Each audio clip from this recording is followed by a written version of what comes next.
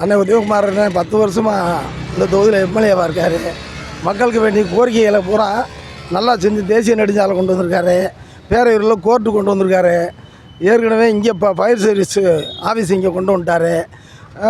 தெருக்களில் பேவர் பிளாக்கல் பூரா அவர் தொகுதியில் நல்லா செஞ்சு கொடுத்துட்டாரு.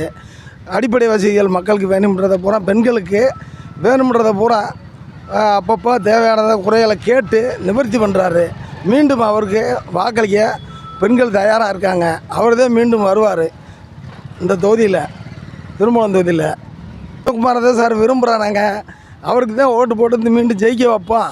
இந்த மக்களை அதுதான் விரும்புகிறாங்க. ஏன்னா இவங்க ஆட்சியில் வந்து இந்த வேலை வாய்ப்புமே போடலை. திமுக ஆட்சியில் அவங்க சொல்கிறாங்க, செய்யவே இல்லை. இது வரைக்கும் வேலை இப்போ டிரான்ஸ்போர்ட்டில் இல்லை, இபியில் இருக்குது.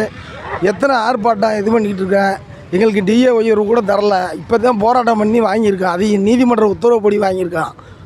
அதனால் மீண்டும் அவருக்கு தான் நாங்கள் ஓட்டு போடுவோம், ஜெயிக்க வைப்போம். அவர் தான் ஜெயிப்பார்.